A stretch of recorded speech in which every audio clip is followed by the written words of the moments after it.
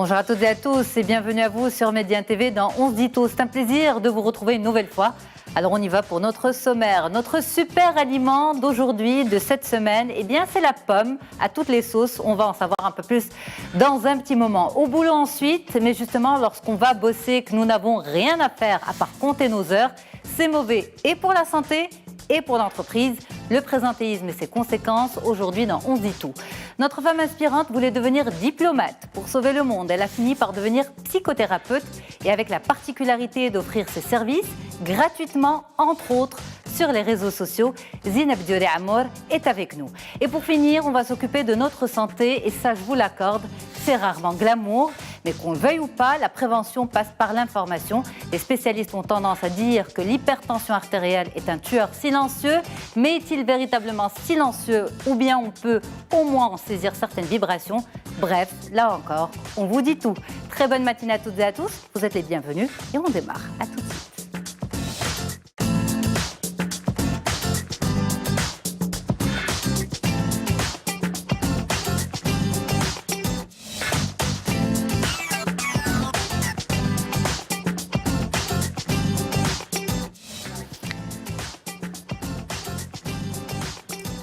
Et voilà, c'est un plaisir de vous retrouver. Merci pour votre confiance, merci pour votre fidélité à On se dit tout et merci pour votre présence sur Média TV. Je remercie bien sûr aussi toutes les personnes qui ont accepté de faire l'émission aujourd'hui avec moi, à commencer par vous, Leïla Naïm. Merci. Marhaba. Il était temps de vous avoir. Ah ben oui, je suis très ravie merci sur beaucoup. ce plateau et en ta présence. Merci. Vous êtes professeur-chercheur en sociologie du comportement et coach en performance relationnelle. Et avec vous, le point sur le présentéisme, ses causes et ses conséquences également. Zineb Dioré Amour, bonjour. Bonjour. Vous êtes notre femme inspirante de cette semaine. Merci beaucoup d'être là. Je suis super contente d'être avec vous aujourd'hui. En tout cas, je suis très contente de vous recevoir. Toute l'équipe est très contente d'avoir fait votre connaissance. Merci. Vous êtes thérapeute, conférencière en psychologie positive, extrêmement active sur les réseaux sociaux. Et c'est d'ailleurs comme ça qu'on est tombé sur vous. Absolument. Merci. Et à côté de vous, le professeur Ahmed Benniz. Bonjour professeur. Bonjour et ravi d'être parmi vous. Et encore C'est un une plaisir fois, de vous merci. avoir. Alors, vous êtes professeur de cardiologie et avec vous, on va s'attaquer, on va faire parler ce tueur silencieux qu'est l'hypertension artérielle. On va lui faire sortir des sons pour la détecter à temps. C'est ce que nous allons découvrir avec vous ce matin dans l'émission. Mais pour l'heure, on parle alimentation, on parle de l'aliment de la semaine. C'est Miss la Pomme. On regarde.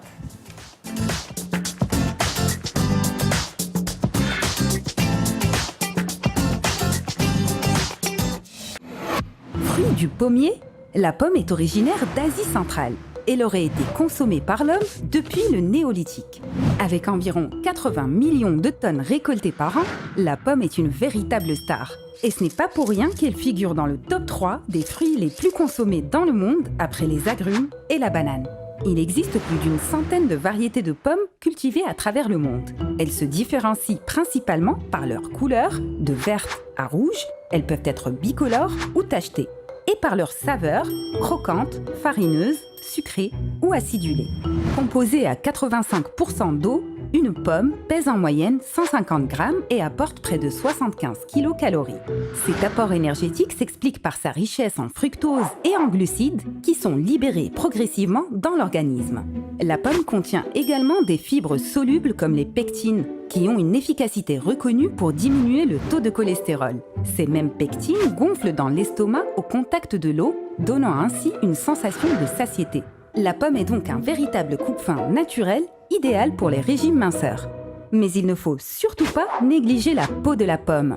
C'est là où se concentrent ses meilleurs nutriments puisqu'on y retrouve 2 à 6 fois plus d'éléments antioxydants que dans la chair. À croquer donc idéalement sans la peler, mais bien laver parce que c'est bien connu, une pomme par jour éloigne le médecin pour toujours. Alors justement, cette histoire d'une pomme par jour éloigne le médecin pour toujours, ça vous fait plaisir, professeur Benniz? Absolument, ça me fait plaisir de parler de pommes, de fruits en général et une bonne alimentation. Ça vous fait plaisir que ça éloigne les patients de vous? Notre but, c'est de pouvoir soigner le maximum de personnes. Et je rappelle encore une fois, 5 légumes et fruits, c'est extrêmement important pour la santé. Alors, croquante, acidulée, farineuse, Zineb, vous la préférez comment? Croquante, sans hésiter. Sans hésiter. Leïla? Croquante aussi. Farineuse, personne? Non, jamais. Jamais. Acidulée, sucrée plutôt? Oui, une petite granny de temps en temps, mais C'est bien acide. de temps ça. en temps. Oui, c'est ça. Bon, on va parler d'autre chose maintenant. On a parlé de la pomme, on lui a donné toute sa place. Maintenant, on va parler de boulot et on y va avec vous, Leïla Naïm, professeure-chercheur en sociologie du comportement et coach en performance relationnelle au travail.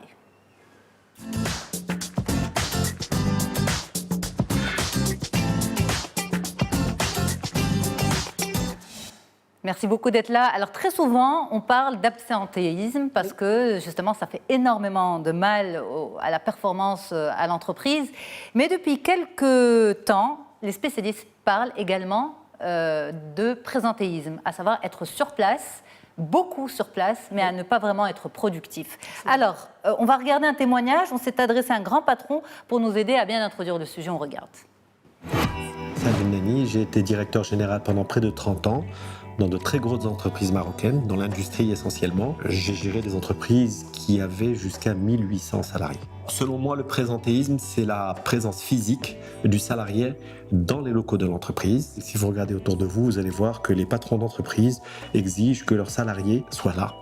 Même si le travail qu'il fait, il peut le faire en 1 heure, eh bien, il faut qu'il soit là 8 heures par jour. Les chefs d'entreprise sont dans une culture de présentéisme pour plusieurs raisons. La première, c'est qu'on estime que quand un salarié est dans l'entreprise et qu'il est présent physiquement, c'est que l'entreprise fonctionne. Ce qui n'est pas toujours vrai. Les patrons aussi estiment que vu qu'ils payent un salarié, donc ce salarié doit lui rendre l'équivalent en travail qui est en fait en présence. C'est très compliqué pour un salarié d'être dans une entreprise et de n'être pas motivés, qui à la fin sont présents physiquement, mais ne sont pas présents dans leur esprit et n'apportent pas tout le potentiel que l'on pourrait tirer de ces salariés. La solution du présentéisme, selon ma propre analyse, c'est qu'aujourd'hui, les gens doivent travailler avec des objectifs qu'ils devront atteindre dans un temps donné fixé. Et à ce moment-là, on peut leur donner une gestion personnel. Dans les entreprises européennes, il y a ce qu'on appelle les horaires flexibles, où les gens peuvent arriver quand ils veulent et partir quand ils veulent. Sauf sur une tranche horaire où tout le monde doit être là pour des raisons de communication. Aujourd'hui, je crois que les DRH ont une grande tâche de créer cet environnement qui va créer des relations qui sont utile et nécessaire. Je pense aussi que le présentéisme, ça doit être détaché de « je paye mon salarié, il doit être là ». Quand on arrivera à comprendre que je paye mon salarié pour me donner un résultat, on fera un grand progrès. Alors justement, Leïla Naïm, pour vous, est-ce que ce sont les patrons qui sont responsables de la situation ou ils devraient plutôt se remettre en question ? Absolument, je suis tout à fait d'accord avec vous. Ce sont les patrons qui sont justement en fait responsables de cette situation. En effet, c'est-à-dire l'entreprise est là pendant très longtemps essayer de combattre l'absentéisme. Exact. Et donc, en essayant de le combattre, ce qu'elle a fait, c'est qu'elle a engendré le présentéisme, justement. Donc, je voudrais un peu revenir sur quelque chose qui a été dit par... voilà, c'est que on a toujours... on a l'impression que le présentéisme, c'est à cause de la démotivation ou le désengagement, alors que ça n'a rien à voir avec ça, au fait. Le présentéisme, c'est quand on a une personne qui est malade ou qui est très fatiguée, qui est censée être chez elle, mais qui va quand même se présenter à l'entreprise, voilà, pour plusieurs raisons. Et c'est là, éventuellement, en fait, qu'on parlera de présentéisme, dans ce cas-là. Parce que, il y a plusieurs, on va dire, types de présentéisme dans ce cas. Donc, on a mais il y a aussi le présentéisme, en fait, sans être malade, mais être là, compter ses heures. C'est-à-dire qu'on a, on a une tâche à faire, on l'a faite, on peut l'avoir faite en 4 heures, 5 heures, mais on va dire le code, ou on va dire la charte interne implique qu'on travaille 8 heures par jour. Il faut être présent 8 heures par jour au sein de la structure. Et ça, c'est du présentéisme. Oui, c'est ça le présentéisme, en fait. Sauf qu'il n'émane pas de la démotivation. au fait. Non. Il est mal. Mais il entraîne une démotivation. Mais il va entraîner de la démotivation, certainement. C'est ça, au fait. C'est-à-dire que la cause n'est pas la démotivation, mais la conséquence en serait, justement. Absolument. Et donc, voilà, c'est qu'on a des salariés, des fois, qui sont fatigués, qui sont, on va dire, qui ont des maladies psychologiques, des fois, ou alors physiques. À la limite, quand c'est physique, il n'y a pas de souci. Quand il a un mal de dos, un mal de tête, du diabète, l'hypertension, ça, on sait. Et donc, il y a peut-être bien, en fait, des périodes où son diabète n'est pas ajusté. Et donc, il est fatigué. On va lui permettre de rentrer chez lui. Non, mais il va pas se permettre ça, parce qu'il aura besoin, il aura peur de s'absenter, et donc il viendra quand même au travail. Mais quand il viendra au travail, on aura le corps, mais on n'aura pas la productivité. Parce qu'il est obligé de venir au travail, parce que pour lui, éventuellement, être absent pour des raisons comme de santé, etc. Donc ça va peut-être bien en fait le pénaliser, on va dire du point de vue management et hiérarchie. Ou salaire à la fin de ou même on va dire au fait son image par rapport à son hiérarchie, on va dire par rapport aux collègues, plein de choses.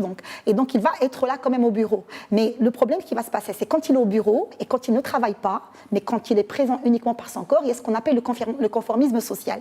C'est vrai que quand il est absent, le collègue à côté, il sera en difficulté parce qu'il aura à travailler tout seul, mais quand il est présent et qu'il ne travaille pas, il va y avoir ce qu'on appelle le conformisme social. C'est-à-dire qu'on va faire comme lui ? Absolument. C'est que là, on aura de la démotivation avec l'effet boomerang, et donc finalement, on aura un climat démotivant où les gens se plaignent, où ça va mal. Et en fait, si on avait compris ce salarié, si on lui avait autorisé de ne pas être là parce qu'il a besoin de ne pas être là, absolument, la productivité serait meilleure. Elle serait meilleure, justement, parce qu'on ne va pas lui permettre, justement, en fait, de s'absenter très souvent parce qu'il est malade. Donc, ça arrive beaucoup plus chez les femmes, c'est-à-dire qu'ils vont peut-être bien en fait, laisser des périodes de leur congé pour l'année. Et dès que les enfants ils sont malades, donc elle va prendre 2 jours par-ci, 3 jours par-là pour être au chevet de ses enfants. Maintenant, le jour où elle est malade, elle va s'obliger à venir au bureau. Absolument. Parce qu'elle a exagéré. Maintenant, quand elle est au bureau, on va dire, elle va être ici, présente, on va dire, par son corps, mais moralement, elle n'est pas là, elle pense ailleurs. Elle est malade, elle est fatiguée, elle ne produit pas. D'accord, mais alors dans ce cas-là, c'est quoi la solution ? Est-ce que la solution, c'est de permettre aux gens de s'absenter quand ils le veulent ? Oui, la solution, c'est de mettre en place une culture santé en entreprise. C'est-à-dire que quand on a une entreprise dans laquelle nous travaillons selon les normes du bien-être au travail, on n'aura pas des personnes qui vont tomber malades à la base, on va dire, ou alors qui seront un peu, on va dire, obligées à avoir ce type de comportement. C'est-à-dire que l'entreprise devrait aussi aujourd'hui faire intégrer le management du bonheur ou alors le bien-être au travail. Mais Leïla, est-ce que ça veut dire s'absenter quand on veut ? Non, ça veut dire s'absenter. Ça vous fait rire ? Oui, c'est vrai que ça fait rire. Parce qu'elle ne veut pas répondre à la question. Mais ça me piège, ça. C'est un piège, ça. Oui, c'est ça. Piège. Non, ça veut dire quand on s'absente, quand on est réellement fatigué, quand on est vraiment, on va dire, malade. Quand on est malade, physiquement malade, c'est pas la peine de venir travailler. Mais ça, c'est un changement de culture qui doit concerner et les patrons et les salariés. Bien évidemment. Une prise de conscience de la part des deux. Les patrons devraient être, on va dire, plus compréhensifs et les salariés plus impliqués. C'est ça ? Oui, c'est ça. C'est pour ça que j'ai parlé de la culture santé ou alors du bien-être au travail. C'est-à-dire qu'il doit y avoir un climat de confiance entre le salarié et le top management. C'est ça, au fait. Et donc, on est dans une culture où il y a d'autonomie. Ça veut dire que le salarié peut travailler de chez lui, comme il peut travailler peut-être bien fait au bureau. Absolument. Et donc, ça ne dérangerait pas peut-être bien fait quand il est malade et quand il est chez lui. Aujourd'hui, on a Internet, digital, etc. Et donc, il peut faire un travail bien super, on va dire, quand il est chez lui. Donc, pourquoi on est... Ça dépend aussi de l'environnement professionnel. Oui. L'entreprise, oui, travaille devant un PC, on peut le faire chez soi, on peut le faire au sein de l'entreprise. Mais si on travaille ailleurs, si on est sur un chantier, parce que souvent quand on se dit tout qu'on parle de travail, on parle que de l'entreprise. Or, le monde professionnel n'est pas fait que d'entrepreneurs. Enfin, voilà, il y a le terrain, il y a la médecine, il y a beaucoup de choses. Oui, mais le problème, c'est quand il est... Mais le problème, quand il est malade et quand il travaille sur les lieux, il ne va rien faire, justement. Ouais. Il va démotiver les autres parce qu'avoir un collègue à côté qui se plaint tout le temps mais qui ne travaille pas, ça démotiverait les autres. Ça, c'est prouvé. C'est prouvé, bien évidemment. C'est-à-dire qu'on a un collègue là, on a besoin de lui, on a besoin finalement de lui dans la tâche, etc. Mais là, il ne fait rien. Il est à côté, il se plaint, il dit « je suis malade », etc. Mais après, tu auras tous les collègues qui vont lui dire « si tu es malade, écoute, rentre chez toi ». Mais il ne peut pas rentrer chez lui parce qu'il y a bien sûr les risques de licenciement, on va dire. Il y a un peu cette culture de présence, voilà, qui domine l'entreprise. Le monsieur l'a dit tout à l'heure. Donc les patrons, ils ont besoin de voir ceux qui payent qui sont là tous les jours, disponibles et engagés. Et donc cette culture d'engagement présentiel, j'ai envie de dire physique, c'est une culture qu'il faut qu'on passe à l'engagement moral. Absolument, et là, l'engagement moral. L'entreprise et le patron, ils gagneraient beaucoup plus. Ils gagneraient beaucoup plus. Les deux vont se sentir bien. Il va y avoir, comme je dis, une confiance. Le rapport de confiance, c'est très, très important. Il y aura plus d'implication, plus d'engagement, bien évidemment. Et puis, il y aura une productivité qui est juste extraordinaire dans un climat qui est extraordinaire. Alors, professeur Bennis, justement, en tant que professionnel de la santé, cette histoire de présentéisme, vous travaillez beaucoup avec des infirmiers, des assistants, etc. C'est pris en considération ? Je rejoins parfaitement ce qu'elle a dit, c'est que la santé de l'employé, de celui qui travaille, aussi bien physique que morale, est primordiale dans n'importe quelle entreprise, que ce soit dans une entreprise, que ce soit en médecine. Et à l'hôpital comme ailleurs, aujourd'hui, on insiste sur le nouveau syndrome du burn-out, c'est-à-dire les gens qui sont complètement fatigués, dépassés à l'hôpital par les horaires de travail et dont les performances baissent. Donc, et les erreurs se multiplient, absolument. Donc c'est pour ça que c'est extrêmement important, comme vous l'avez très bien signalé, c'est que la santé soit un élément important pour pouvoir améliorer la productivité, la qualité de la productivité. Et bien entendu, la performance ne se mesure pas aux horaires qu'une personne va passer en travail, mais en qualité de ce qu'elle va produire, en quantité de ce qu'elle va produire. Mais ça vous arrive, par exemple, de voir un collaborateur fatigué? Absolument. Et de lui dire « rentre chez toi ». Vous savez, le nombre aujourd'hui de médecins et d'infirmiers qui souffrent du burn-out, de l'épuisement au travail, et devient de plus en plus important.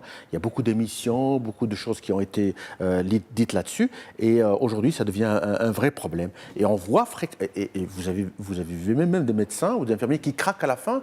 On a un certain nombre de personnes, malheureusement, qui font des tentatives de suicide, par exemple, ou qui font des arrêts de travail, ou même ceux qui arrêtent de travailler à cause de cette culture de la performance, mais malheureusement, cette culture de performance qui ne tient pas compte de la santé, de la condition humaine. Alors, Zinab Diolé Amour, vous êtes notre femme inspirante de cette semaine, vous êtes psychothérapeute, vous êtes conférencière, et vous travaillez pour vous-même. Est-ce qu'il vous arrive parfois de baisser le rideau, de dire « aujourd'hui, je ne bosse pas » Est-ce qu'il m'arrive de... Très sincèrement, depuis que je fais ce que je fais, ça m'arrive beaucoup plus rarement que quand j'étais en entreprise. Parce que pendant longtemps, j'ai été en entreprise et effectivement, en fait, quand vous êtes salarié, moi j'étais dans la communication en agence, c'est des open space, etc. Quand vous êtes salarié, vous avez en fait l'impression, des fois, quand vous êtes justement au bord du burn-out, etc., que votre boss vous achète votre temps. Que ce n'est même pas votre travail qui vous achète, ce n'est pas votre productivité, c'est qu'il vous achète votre temps. C'est-à-dire que vous devez être là, vous devez être visible, vous devez faire partie du paysage. Et le principal souci, en fait, c'est qu'il y a beaucoup de patrons qui pas forcément en entreprise classique, en open space, mais vous avez parlé de chantier, etc., qui omettent, qui n'oublient pas, qui ont en tête cette notion d'épanouissement au travail, mais qui l'omettent parce que pour eux, ils n'ont pas forcément confiance en leur capacité de manager, en leur entreprise, et ils ont l'impression qu'un salarié épanoui est un salarié qui va partir. Ok. Ça, c'est quelque chose que j'imagine que vous voyez aussi à travers, je vois beaucoup, à travers vos accompagnements. On va en parler, absolument. Et la notion d'épanouissement. En fait, aux États-Unis, ils sont très précurseurs là-dedans. Déjà, il y a eu des recherches qui ont été faites au début des années 2010 sur cette histoire de présentéisme et d'absentéisme. En fait, il y a eu des entreprises pilotes en Californie où ils ont décidé de ne pas prendre en compte l'horaire d'arrivée et l'horaire de départ de leurs salariés. Et de voir la productivité. Une bonne vingtaine. Et de juger leurs salariés sur la productivité. En fait, ce qui se passe, c'est que les gens sont là physiquement plus longtemps et sont beaucoup plus productifs, parce qu'en fait, il y a cette notion de « on t'a donné la chance de montrer ce que tu vaux, sans te juger, sans avoir de badge, sans machin ». Donc, ta motivation, en fait, elle se multiplie. Et parfait. Du coup, vous êtes en meilleure santé et vous êtes plus heureux et vous travaillez plus. Et vous donnez plus. On a une question de téléspectateur, on y va. Alors, c'est un jeune homme qui dit, en fait, quand tu t'absentes, c'est bon, quand tu es présent. Quand tu t'absentes, c'est pas bon, quand tu es présent. Non plus, je comprends plus rien. Alors, vous lui dites quoi, Leïla? Oui, mais quand tu es présent et que ton corps qui est présent et que tu ne fais rien, c'est vrai que c'est pas bon non plus. C'est pas bon non plus. Bon, c'est vrai que je rejoins le docteur Bennis, justement, en fait, pour répondre répondre à Rally, il faudrait que l'entreprise dépasse un peu cet esprit ou alors ce concept qui lie la performance à la présence. C'est-à-dire on peut vraiment être performant, surtout quand on fait du management de la génération Z, du management de la génération Y, qui déjà, en fait, ils ne sont pas très, on va dire, ils sont pas très collés à la notion de l'espace et tout ça. C'est ceux qui sont nés après les années 80. Absolument. Ouais, voilà. Et donc, après début 80. On est moins je suis moins concernée. Et donc, voilà, ils n'ont pas un peu ce rapport avec l'espace. Je travaille ici, dans cette institution. Ils n'ont pas besoin de dire je travaille dans cette institution, ils n'ont pas ce besoin. Et donc, c'est des gens un peu qui peuvent être très créatifs, très innovants, mais sans pour autant... Mais qui ont besoin de liberté. Qui ont besoin de liberté et sans peut-être en fait être Alors justement, physiquement. une jeune femme de cette génération-là, Rania, qui dit cela peut aussi signifier que les gens sont passionnés par leur travail. Oui, c'est le ça. présentéisme. C'est justement confondu. Ça ne veut pas dire ne pas être présent. C'est juste être présent, mais sans être là véritablement psychologiquement. Absolument, c'est pas présence, au fait... on ne vous reproche pas d'être présent. Ouais, au contraire, c'est bien d'être présent. C'est ça, je pense. Parce que le suffixe « isme » veut dire déjà que c'est péjoratif. Ça veut dire que c'est pas bon. Non, c'est que c'est des gens qui sont obligés d'être là. Maintenant, on a carrément qui vont faire avoir recours au présentéisme pour gagner, on va dire, un peu de faveur au niveau de la hiérarchie. Donc, il y en a qui vont travailler les heures supplémentaires, mais sans demander à être payés. Il y en a qui ne vont pas demander de congé. Donc, dès qu'on a des repères comme ça, des indicateurs pareils en management, on devrait convoquer la personne et avoir une discussion très sérieuse avec elle. Il y a eu des débats sur une loi pour obliger les salariés à prendre leur congé parce qu'ils ne les prenaient pas. Alors, mesdames, le sujet est très important. Et justement, parlons de congé, il y a beaucoup de personnes qui cumulent les jours de congé année après année. Pensez, allez vous reposer, c'est très important. Vous allez revenir bien plus performant à l'entreprise. Leïla Naïm, merci beaucoup. Vous êtes professeure-chercheur en sociologie du comportement et coach en performance relationnelle. On continue l'émission ensemble, juste après une courte pause. À tout de suite. Très bonne matinée à toutes et à tous. Merci pour votre confiance. Merci d'être avec nous sur Média TV. On se dit tout continue et on se dit tout dans un petit moment, tout autour de l'hypertension artérielle. Surtout, comment détecter et savoir écouter ce tueur dit silencieux. On en parlera avec le professeur Ahmed Bennis. Il y a un petit moment, on parlait de présentéisme. Voilà, lapsus.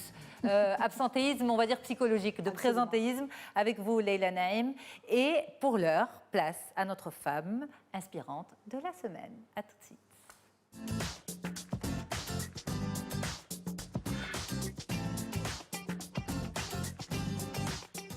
Zineb Diolé Amour, c'est vous, notre femme inspirante de cette semaine. Merci beaucoup d'être là, c'est un plaisir de vous avoir. Cet honneur. Merci à vous de me Alors, on vous a intitulé la psychothérapie ou la psychothérapeute accessible à tous, psychothérapie pour tous en fait. C'est un petit peu ce que vous faites aujourd'hui. Vous travaillez pour apporter beaucoup de bonheur à tout le monde à travers beaucoup de conférences gratuites et à travers beaucoup d'accompagnement sur les réseaux sociaux.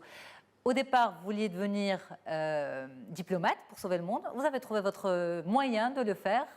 On va regarder tout ça et on revient en plateau pour en parler. À tout de suite. Je m'appelle Zineb Diolé Amour, j'ai 32 ans, je suis maman de 2 petits bouts. J'habite à Casablanca où je suis thérapeute et conférencière spécialisée en psychologie positive. J'ai étudié les sciences politiques, la philosophie et je me suis spécialisée en communication et en branding.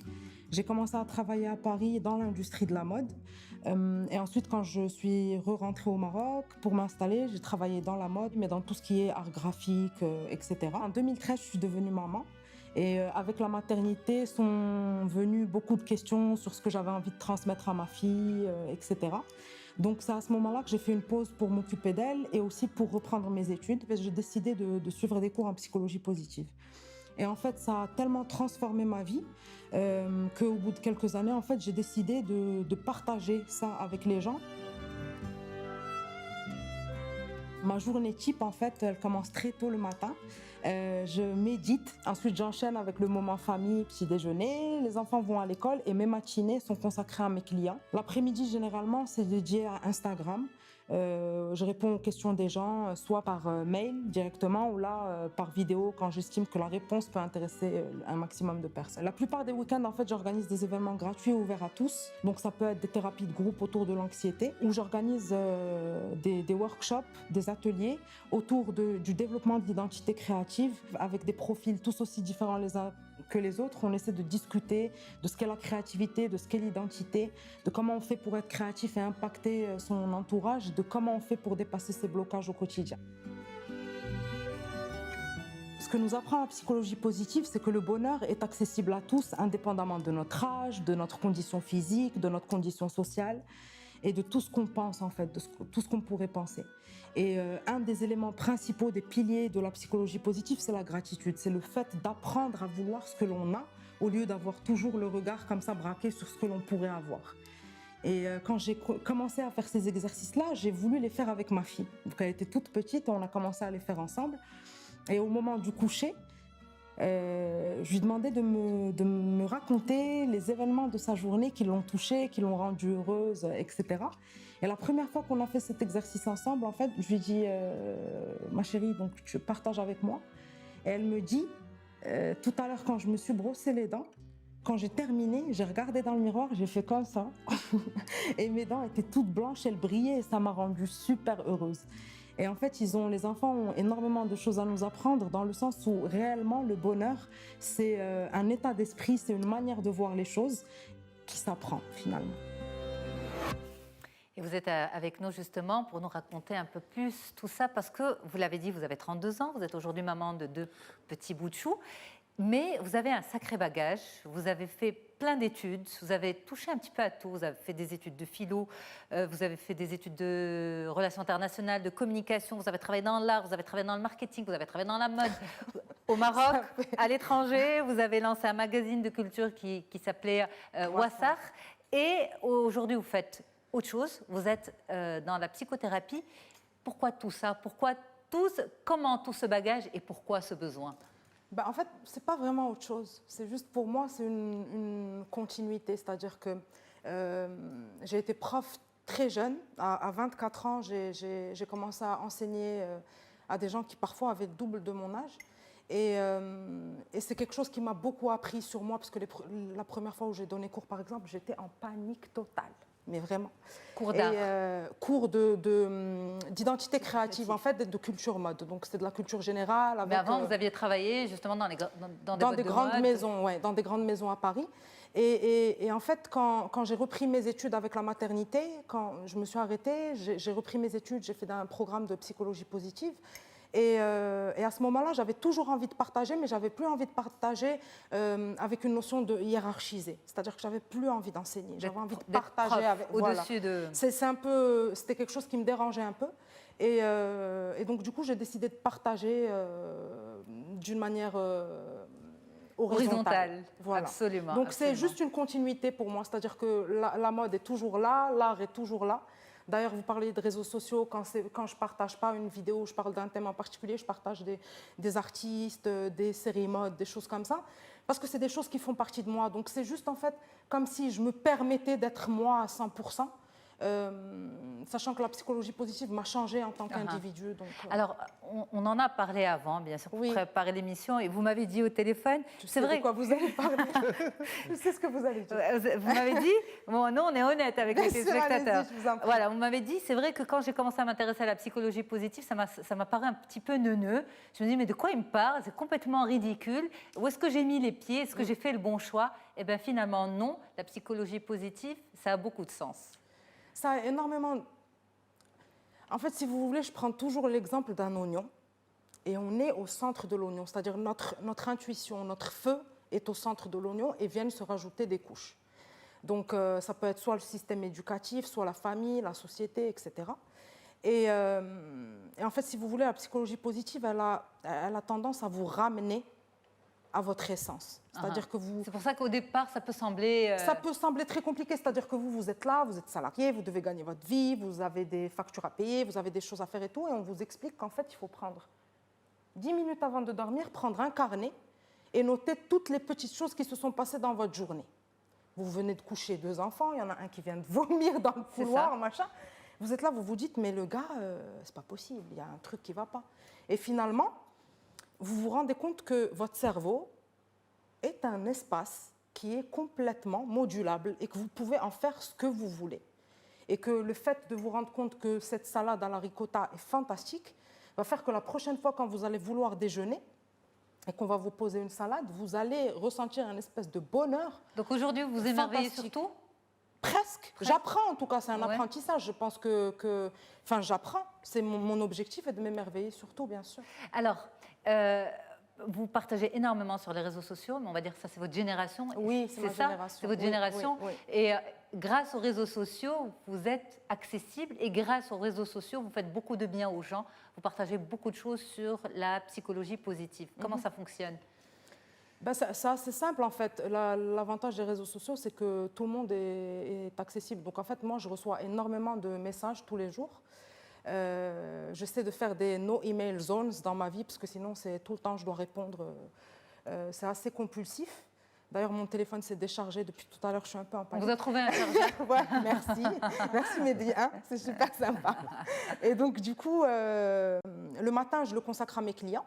Et l'après-midi, en fait, je ne fais que ça. C'est-à-dire que je réponds aux questions des gens, soit en vidéo, soit par message ou par email. Mais justement, quand vous dites je réponds aux questions des gens, est-ce que vous avez besoin, en tant que psychothérapeute, d'entrer en contact avec les personnes? Bien sûr, dans le sens où, en fait, ces personnes-là, elles m'apportent autant, si ce n'est plus, que ce que je leur apporte. C'est-à-dire que de faire confiance à quelqu'un au point de lui raconter une partie de votre vie pour qu'il vous, pas qu'il vous guide, mais qu'il partage avec vous ce qu'il pense que vous devriez faire, moi, je trouve que c'est un honneur qu'on me fait à chaque fois que je reçois un message. Donc, ces gens-là m'apportent beaucoup. Et j'essaie dans ma vie de tous les jours de partager ce que moi j'ai appris, c'est-à-dire ce qui moi m'a transformé. Donc il faut le dire, en fait, c'est des choses que vous faites gratuitement. Vous faites aussi des conférences, des workshops Bien sûr, gratuits. gratuit. Vous essayez d'avoir un petit groupe, pas beaucoup de monde, parce que vous avez envie que ce soit plus efficace. Exactement. Vous n'avez pas envie de rassembler à chaque fois des centaines de personnes. Vous vous contentez de dizaines de personnes. Une dizaine maximum, oui. Parce qu'en fait, tout le monde est dans une dynamique et dans une volonté de partage. C'est-à-dire que j'explique bien aux gens qu'on est là pour partager son histoire et pour écouter les autres. Et donc, du coup, c'est un peu à partir de 12, une bonne douzaine de personnes, ça commence à devenir un peu ingérable, même d'un point de vue temps, parce que ça s'étend. Donc, j'essaie de limiter ça à une douzaine de personnes à chaque fois. Et toutes ces personnes entrent en contact avec vous à travers Instagram. Salut, je suis sur Instagram. Alors, on Sur voit beaucoup de Instagram. photos de vous à l'air libre parce que Oui. en fait, vous faites aussi des thérapies en plein air. Oui. Et ça, c'est votre particularité. Oui, Qu'est-ce qui vous en a fait, donné envie de sortir du cabinet et du divan, en Parce fait que le divan est quelque chose que je connais, que je ne connais que trop bien. Quand vous dites je connais, c'est-à-dire vous l'avez C'est connu que personnellement. Je l'ai connu personnellement quand j'ai eu autour de mes 20 ans, pendant très longtemps. Vous avez suivi une psychothérapie. J'ai suivi une psychothérapie qui m'a à l'époque, qui a ruiné mon budget étudiant à l'époque. Mais qui vous a fait du bien. Bien sûr, qui m'a fait du bien. Et sinon, je n'aurais pas donné autant d'argent. Mais qui m'a fait beaucoup de bien. Mais en fait, je sais que quand on est dans une démarche de développement personnel et de volonté de se dépasser, c'est souvent très difficile. La salle d'attente est quelque chose qui est difficile. Et j'essaie d'éviter ça au maximum à mes clients pendant mes matinées. C'est-à-dire que on essaie d'aller marcher dans l'eau, d'aller marcher dans la forêt ou de prendre un café, parce que ça enlève ce truc assis comme ça en train d'attendre que la personne vous donne l'autorisation de rentrer, le petit regard que vous vous lancez, vous et la personne qui vient de passer avant vous, en mode est-ce qu'il est plus bizarre que moi, exactement, ce petit truc de jugement. C'est ça. Est-ce On qu'il est là pire que moi ou je suis pire? exactement. C'est Donc absolument. on essaie d'éviter ça et puis juste le fait de marcher en fait vous met dans un mouvement qui fait que automatiquement vous vous sentez avancez. mieux. Exactement, vous avancez, vous allez Yasmine, de c'est l'avant. exactement ça. C'est exactement ça. Super. Ouais. Super. Leïla, un commentaire? Inspirée. Oui, Je la regarde, elle est toute inspirante. l'énergie hein. qu'elle dégage Tout à en parlant fait. de ça, et puis je vois l'image, là, les filles qui sont allongées, ça donne envie. c'est Ça ce donne que je veux envie. dire. Leïla, là, il était 6h20 et on était censé être 15, on était 6 et dans la voiture, c'était la première séance dans la voiture en y allant. Il faisait nuit noire et je me disais si jamais je trouve une personne et qu'on arrive à méditer à 2, c'est déjà génial. Et on était 6, je m'en souviendrai toujours de cette C'était séance. la première expérience. C'était la première de méditation au lever du soleil, c'était la première. Ouais. Et après, vous avez développé ça un peu plus. Un peu plus. Là, c'est une séance un groupe de parole. Là, vous et étiez voilà. plus que 6. Oui. Tout à fait. Oui, mais là, il était 10h du matin. matin, donc, ok. c'est beaucoup plus facile d'avoir plus de monde. Personne ici ne risque d'avoir recours au présentéisme de toutes les façons. Absolument. C'est clair. Il y a deux choses que je retiens de ce qu'a dit Zineb. D'abord, je vois un peu la passion avec laquelle elle fait ce métier. Donc, quand il y a de la passion, il y a de l'amour et certainement il y a de la réussite. Parce que ce qui fait avancer le monde, c'est la passion. Et il y a de l'empathie aussi. Il y a de beaucoup l'empathie. d'empathie. Et deuxième chose, c'est que moi, je pense que de tous nos actes, ceux qui veulent vraiment la peine, c'est ce qu'on fait pour les autres. Et je pense que le fait de pouvoir aller vers l'autre, aider l'autre, être à l'écoute de l'autre, est quelque chose d'extrêmement important qu'on devrait cultiver encore plus Absolument. dans nos sociétés. Et Alors justement, Zineb, en fait, vous faites payer la moitié de la journée, l'autre moitié, tout est gratuit. exact, vous avez Mais c'est tout vraiment ça, le matin, La première partie finance la deuxième. La deuxième. Mais on arrive à en vivre? Écoutez, très sincèrement, j'ai eu l'énorme chance à un moment de ma vie de ne pas avoir à me soucier des factures. Et ça, je le dis parce que j'en ai pas honte. J'ai grandi, on m'a élevée pour être une femme indépendante, mais il m'est arrivé un moment de me dire, voilà, la vie que je suis en train de mener aujourd'hui, avec toutes les questions que la maternité a amenées à moi, ne me convient plus. Il faut que je prenne un moment pour voir où je veux aller. J'ai eu cette chance-là. Et donc, ça m'a enlevé un poids des épaules, en fait. Et donc, du coup... Vous êtes resté sans le poids? Là, si vous... Pendant un moment, je suis restée sans le poids. On arrive à en vivre. Oui, on ne devient pas Steve Jobs non plus. C'est ça. Mais, comme a dit le professeur Benis, ce n'est plus un objectif, en fait. Pendant très longtemps, ça a été un objectif pour moi parce que j'ai travaillé dans des milieux où la fortune, où l'argent avait beaucoup d'importance, où les apparences avaient beaucoup d'importance. Et justement, une des raisons pour lesquelles j'ai reculé et j'ai décidé de ne garder que l'aspect esthétique et beau de la mode et de l'art, c'est à cause de ça. Et donc, je suis très heureuse aujourd'hui de pouvoir faire ce que je fais. Je pense que alors, on a une question téléspectateur. On va pouvoir en prendre une seule. On prend celle-ci. Alors, en vous écoutant, j'ai l'impression que vous voulez casser les codes de la psychologie classique. Est-ce que c'est le cas? Amine, de 39 ans. Bonjour, Amine. J'ai un petit peu la même perception. C'est pas sans le vouloir, mais finalement, c'est ce que vous faites. Non, pas du tout. En fait, j'ai eu des étudiants en psychologie et des psychologues qui sont venus un peu en espion à des groupes de parole et tout, en disant il n'y a pas de cadre thérapeutique, tout ça. En fait, la psychologie positive, c'est très simple. C'est une discipline très sérieuse qui a été créée au début des années 80 par un des fondateurs, c'était le président de l'Association des psychologues américains, c'est vous dire le poids du truc. Et en fait, la psychologie positive, si vous voulez, part du principe que d'un point de vue psychologique, on a une échelle de moins 10 à 10, en passant par 0. La psychologie classique, entre guillemets, et la psychiatrie s'intéresse aux gens qui sont entre 0 et moins 10, qui ont soit des pathologies ou des mal-être, Et ensuite, vous avez tous les gens qui sont entre 0 et 10. Ces gens-là, par exemple, quelqu'un qui est un 3. Quelqu'un qui a 3 et quelqu'un qui n'est pas heureux, qui n'est pas méga... mais qui n'est pas malade. Performant, mais qui n'a pas de pathologie, qui, à un moment de sa vie, se contente d'être ce qu'il est, en oubliant un peu ses rêves. La psychologie positive, elle est là. Pour les gens entre 0 et 10. Donc on ne casse rien du tout, monsieur Amine. On est juste là en fait pour accompagner des gens qui sont déjà bien dans leur vie, qui sont alhamdoulilah, en bonne santé, etc. Et on est là pour leur donner des outils pour qu'ils expérimentent plus de bonheur au quotidien. Ok, mais par exemple, un angoissé, une personne qui fait de l'angoisse, est-ce qu'elle peut venir vous voir? Parce que par exemple, elle va se faire traiter par des médicaments, mais elle a besoin d'une psychothérapie. Une personne qui se fait... J'ai certains clients qui sont comme ça, c'est-à-dire qui sont suivis par des psychiatres, etc. Et nous, on est dans la partie où on cultive autre chose, c'est-à-dire qu'on est plus dans une démarche où on regarde demain plutôt que hier. Voilà. Absolument. Et puis, je pense que vous avez travaillé sur la respiration. Et donc, un angoissé, ça va lui apporter Bien beaucoup. Sûr, il y a beaucoup de choses, la méditation, la gratitude. Ce que vous disiez à juste titre, professeur Benis, c'est cette capacité d'être dans le partage avec les gens. Absolument. Donc, un groupe de parole, déjà, juste par le fait d'être plusieurs et de partager. Et parfois, on me dit, j'aimerais bien venir, mais je n'ai pas envie de parler. Et je dis, il n'y a pas de problème. Vous venez, vous écoutez les histoires des gens. Juste le fait d'écouter les histoires des gens, ça a tendance à vous calmer parce que vous vous sentez moins seul. C'est ça. Merci beaucoup d'avoir accepté d'être notre femme inspirante de la semaine. Merci de m'avoir fait cet honneur. Avec plaisir, Zineb Dioré Amor, vous le méritez pleinement.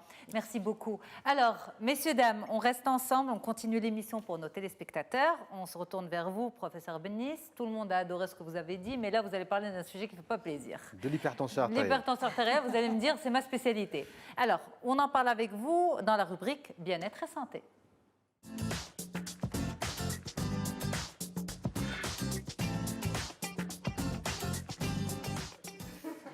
Alors, dans cette rubrique avec vous, professeur Benis, nous allons nous attaquer à la prévention. Pourquoi? Parce qu'on dit que l'hypertension artérielle, c'est le tueur silencieux, mais on va essayer de savoir si, malgré tout, il y a certains sons, certaines vibrations de cette maladie que la personne peut détecter. On va en parler juste après ce petit reportage. On regarde. L'hypertension artérielle, c'est une pression anormalement forte exercée par le sang sur la paroi des vaisseaux. Et on laisse 1 à 2 cm. Il faut que le brassard soit à la hauteur du cœur.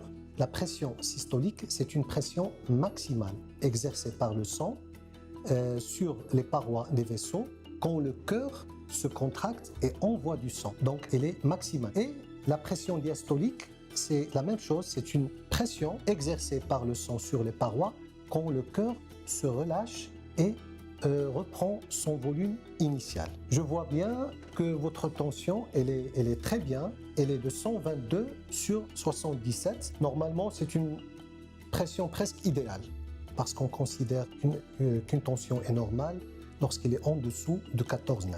Alors, il y a une règle de base. Il faut toujours prendre sa tension 3 jours de suite, matin et soir, et à chaque fois, prendre 3 mesures successives, espacées de quelques minutes. Le pharmacien, il a un rôle très important dans la prise en charge de l'hypertension artérielle. Si jamais il trouve une tension artérielle élevée, il oriente vers un spécialiste qui est un cardiologue. Et donc justement, on vient vous voir ensuite, professeur Ahmed Bennis, pour essayer de vérifier tout ça. L'hypertension artérielle, c'est notre sujet avec vous tout de suite. Dites-nous, on dit que finalement, c'est lors d'une prise de la tension assez anodine que l'on va découvrir qu'une personne est hypertendue parce qu'il n'y a aucun symptôme avant. Est-ce qu'il n'y a vraiment rien du tout, aucun symptôme? On entend parler de bourdonnement, on entend parler de fatigue. Est-ce que ce sont des symptômes?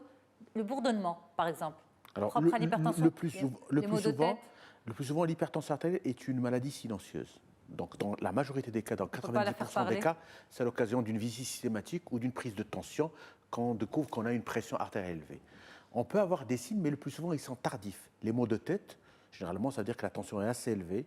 On peut avoir un essoufflement, on peut avoir des bourdonnements d'oreilles, des vertiges, des sensations de mouches volantes devant les yeux, des étourdissements, parfois un essoufflement. Mais dans la majorité des cas, l'hypertension artérielle est découverte de façon systématique, c'est-à-dire on prend la tension de façon fortuite. Tout à fait. Alors, c'est pour ça qu'on invite chaque personne qui a plus de 40 ans à aller voir le médecin et prendre la tension au moins une fois par an. Okay. Il y a 4 choses qu'il faudrait prendre à partir de 40 ans: la tension artérielle, l'indice de masse corporelle, le poids et la taille, la glycémie et le cholestérol. Des choses simples, donc à connaître pour avoir déjà une idée sur un peu une mesure pour un suivi.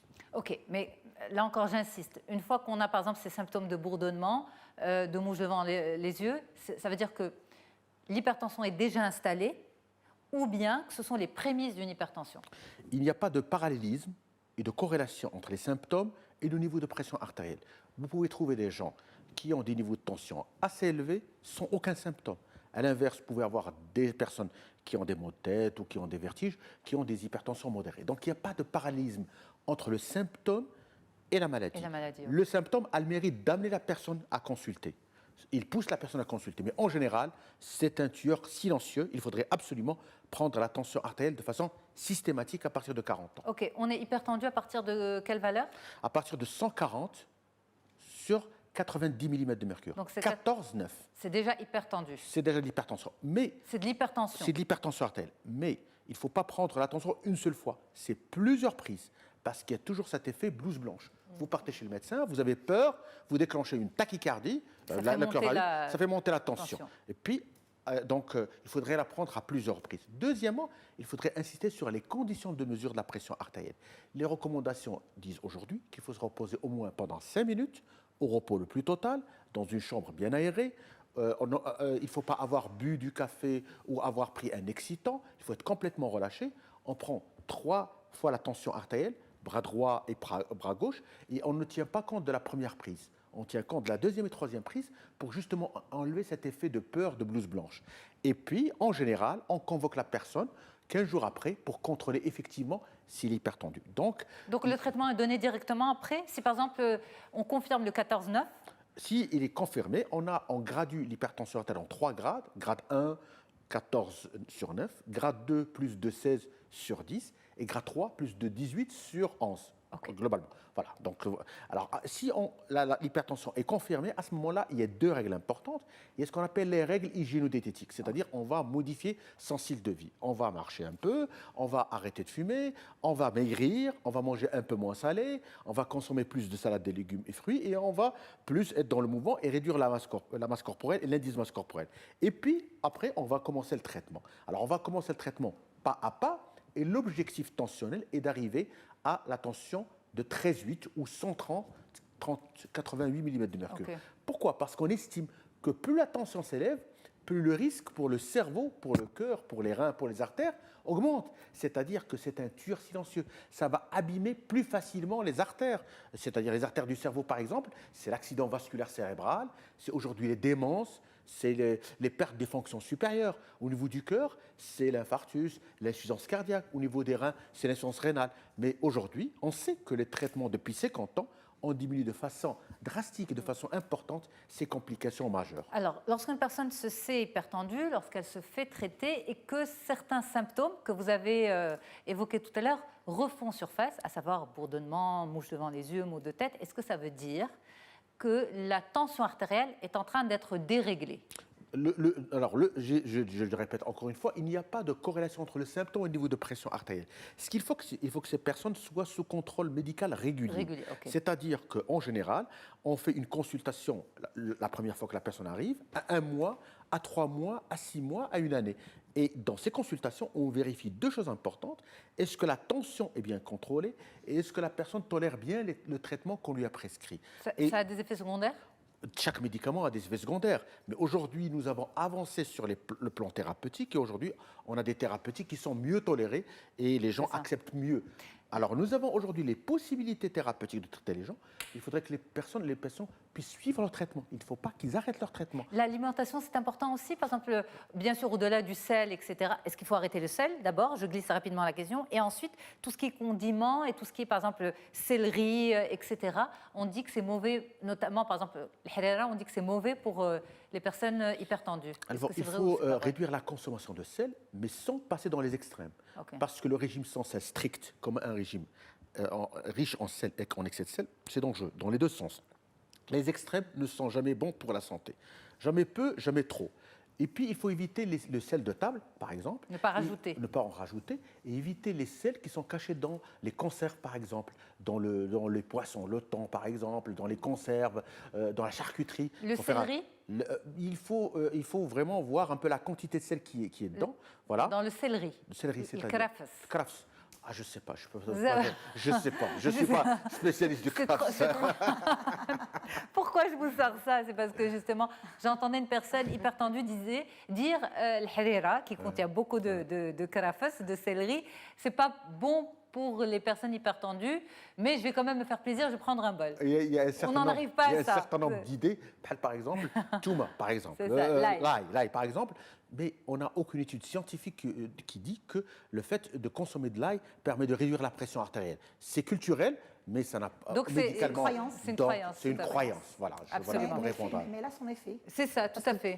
Tellement ils y croient, en fait, c'est un peu l'effet placebo. Dans tous les cas, ça ne fait pas de mal. Il n'y a pas de problème. Voilà. Une question, Zineb, au professeur Benis, par rapport à ça?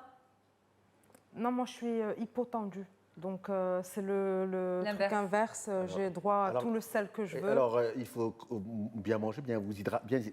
Oui, j'ai plus d'eau. Voilà, c'est bien vous hydrater. On a fini dans la voilà. On vous donne une autre bouteille. Bien vous hydrater. Il faut éviter de sortir, les températures, quand il fait trop chaud, entre midi et 4 heures, bien vous mettre une casquette. Ne pas faire de sport entre midi et 4 heures quand il fait trop chaud.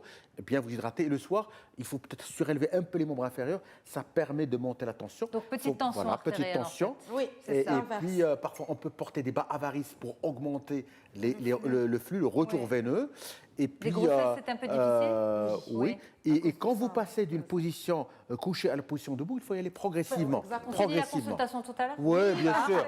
Voilà. On est Allez, on y va pour nos questions de téléspectateurs. Alors, justement, dans notre culture, il est recommandé de consommer du nigel pour soigner l'hypertension. Est-ce qu'il est vraiment efficace? Il n'y a aucune relation scientifique entre le nigel et l'hypertension. Il n'y a aucune relation, il n'y a aucune étude scientifiques qui montrent ça. Donc, par conséquent, je ne peux absolument confirmer ni infirmer. Il n'y a pas de relation factuelle, scientifique sur lesquelles on peut travailler. Parfait. Alors, Nouri, 34 ans, Rabat nous dit, y a-t-il un lien entre l'hypertension artérielle et certaines pathologies des yeux? On confond ça peut-être avec la tension oculaire? Alors, pour les hypertendus sévères, on peut avoir ce qu'on appelle des rétinopathies hypertensives, c'est-à-dire des montées de tension importantes qui retentissent sur les yeux. Et on peut avoir, au niveau des yeux, des signes du croisement des artères, on peut avoir de l'œdème dans la rétine, on peut avoir de l'hémorragie rétinienne. Donc, aujourd'hui, l'hypertension doit être traitée pour éviter justement ces problèmes oculaires, ces problèmes vasculaires. Et une des techniques anciennes de voir le retentissement de l'hypertension, c'est de faire le fond d'œil. Parce qu'on dit que le fond d'œil, c'est le miroir un peu de la pression artérielle. Oui, mais aujourd'hui, on a les arguments scientifiques pour dire que le fait de baisser la pression artérielle permet de protéger l'œil et protéger la vision. Donc l'hypertendu doit surveiller ses yeux aussi. A fortiori s'il est diabétique. Ouais, c'est particulièrement le cas chez les diabétiques. Donc là, il faut des contrôles réguliers chez l'ophtalmologue. Alors, professeur Benis, les mots de la fin, on va dire les conseils à emporter pour nos téléspectateurs? À partir de 40 ans, prendre sa tension artérielle, prendre son poids et sa taille, sa glycémie, son taux de sucre dans le sang, son cholestérol. Prendre la tension artérielle régulièrement, une fois par an, régulièrement. Si vous êtes hypertendu et que le diagnostic est confirmé, à ce moment-là, il faut prendre votre traitement régulièrement, ne pas arrêter votre traitement. Deuxième chose importante, même si votre tension est contrôlée, ne pas arrêter votre traitement.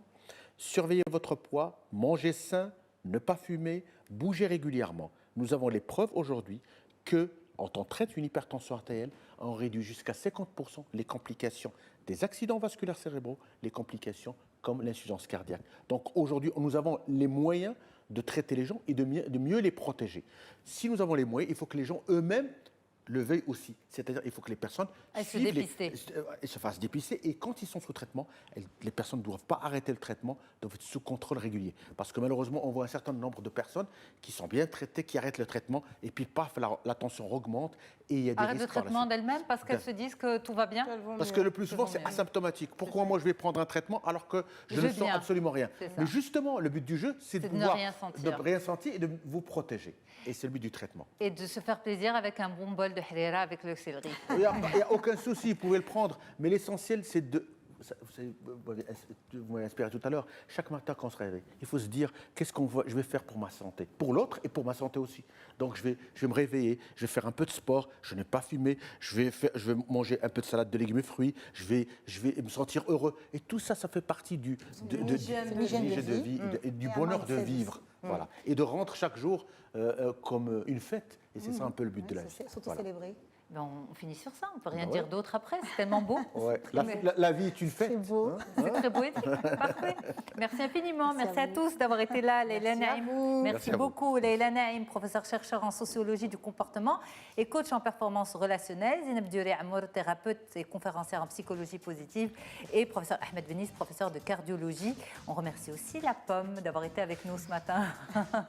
Zineb, vous avez dit, moi j'adore, je vais prendre ta place. Allez, je t'invite à venir... essayez ma place. Vous avez une émission qui était comme ça. Merci à tous. Au revoir, à très vite. Il y avait une émission qui était comme ça.